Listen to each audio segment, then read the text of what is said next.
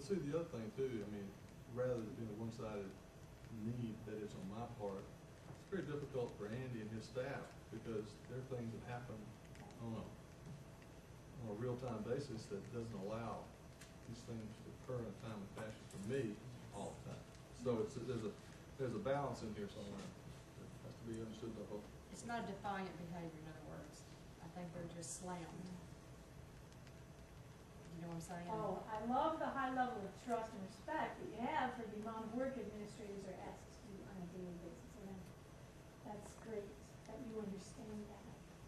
I want to mention too, at the end of this, we're going to just look at what are your top 3 issues and what's important to this board that that you might want to work on in the next year. What are some things that are going really well, so that we can at the end. This may not be the detail that bothers you at the end. So what can you collectively at the end say are the top 2 or 3 things? Anybody that's concerned about any issue, I want to try to Let's get it on the table. accommodate that. If there's any way possible, we want to, because I've been, well, never mind. Well, it's the diverse thinking that makes a board work well together. It's coming together that makes that I think is your best thinking and your best decision. So this was a good detail to talk about in terms of your board meetings, because they're really important. So if it sounds like a natural outgrowth of this conversation would be just simply looking at the timeliness that Andy would get in getting information to the board, and then getting a little clearer that it's generally at least the weekend before the board meeting that you do get information. Is everyone pretty clear about that now, that that's how that's going to work? I just want to check though, Earl, is that enough time as a rule? Or are you saying you need more than the Thursday before? Luann, it really is dependent upon what it is. On the information. I mean, and again, this is a board thing, it's not a me thing, so what works for Dave may not work for me, or, not that it doesn't You work. tell us what's I good. have to be more accommodating as well, Okay. to things that. All right. It's a really big report, big. Make sure. Good about figuring out all issues, because you've become one of the greatest advocates once you got it all, you studied it from every side, so that's good. That's a strength. I wish I had that strength. Okay, any other comments on your board meetings? Was there anything else here that anyone has questions about? There's a lot to talk about in terms of timing. There's a lot to talk about in terms of, is the board getting the right information? I know for a time period when we were working on improving our governance, we used to give, we actually went to the level of having a form so we could write down whether or not we felt, because we were working on improving as a board, our information was relevant enough or not enough. That's the kind of feedback that you want to give. Again, it says here, procedures is one thing. Effort to be informed, you're all doing pretty good on that. However, Earl, that might be a self thing where you might need to spend a little more time on that one. And then solid participation from each board member. Again, you might want to watch to make sure at the end of a meeting, as president, you just sort of check in with people. That's just another thing that comes out sometimes in these evaluations. And in fact, if you're coming to the summer conference, we're going to have a real session on that. How are your board members feeling? Do they feel powered over? Are they using their voice to power over or power with people? What's your motivation for serving? And how might that be, how can you use that information to avoid conflict? Because if you're going to create and keep up with the changes going on in our society for kids and all of the changes going on in terms of how we measure students, there could be some conflict built into that, right? I tell boards this now in terms of we use some training on change. And if you're getting complaints, that's a good sign that the changes you're trying to make are occurring. So if you're not getting any complaints, you might be a little concerned about that. But pushback is actually a good thing. And I go back to the direction thing. The more you're clear on the changes you're making and the goals that you have for the system, when you get those calls, it's much easier to answer them because you know what's going on, and you certainly want to be supporting the strategic plan that you adopted and those changes that you want to see occur. That's what governing boards do.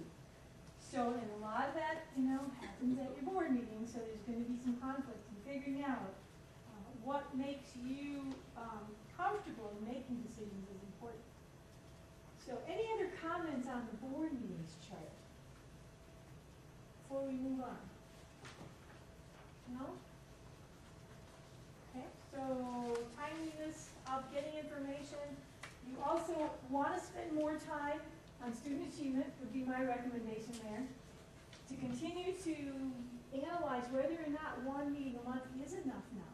Now that you've been at this at 4 or 5 months, maybe you're going to decide, as you look through this data, that there's some more time needed. And I'll just say that later for things that you might not be getting to. All right, community collaboration. What did you see when you looked through that?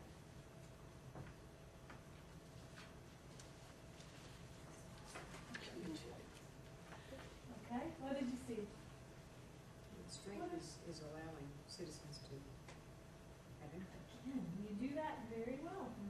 But that's all new this year. Yeah. That's something new. Is it? Oh, what did you do? The public, in times past, you would have to call ahead to be placed on the agenda. And now, after every single line item, we discuss it as a board, and then the audience can ask questions or make comments Okay. regarding You hearing okay? I should just check in. Okay. regarding that topic, and then and you have to stay on topic when we're going through the agenda. But at the Okay. very end of the agenda, there's a public participation part, and anybody can get up at that point and talk about anything, good, bad, indifferent. That seems, that's a real high area of strength. So that's something just new this year. All right. How about anyone else, comments? What did you see as you looked through this data? You're doing that very well.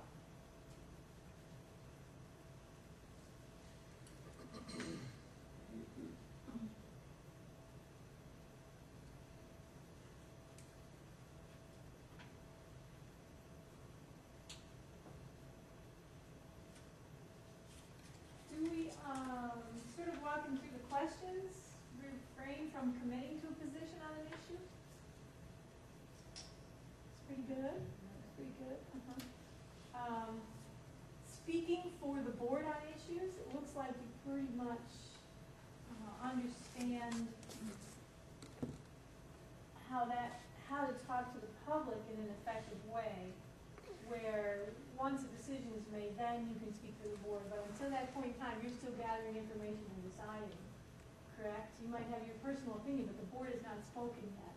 And that's a critical and important role for boards to play in building, public will and in building, speaking for the board. So that's pretty good there, I'd be high on that one. But when you balance that against the supporting the president, who's our role as spokesperson for the board, I would like to see us empower the president to be the spokesperson for the board on things. And I'm not sure I clearly understand how to go about doing that, because it eliminates everybody speaking on their own behalf. Which is, But we have Jason. yeah, but he doesn't speak for the board, though. Yeah, he's a But we've tried to use Jason more in that capacity than we have in times past. Any other clarity you want to give, Earl, on how that does happen? When you get calls from the media, how do you handle that? What's the protocol? I mean, you generally send it, Which media calls when? right? They don't call you? Which on, Sure. which? Oh, on which media? Some Okay. that I don't prefer to deal with, and there's others that are fair and balanced, so to speak. Okay, that's a personal choice you make It's a on who personal you're gonna choice. It's talk not the to. board. And the relationship, I always like to say the media is your friend.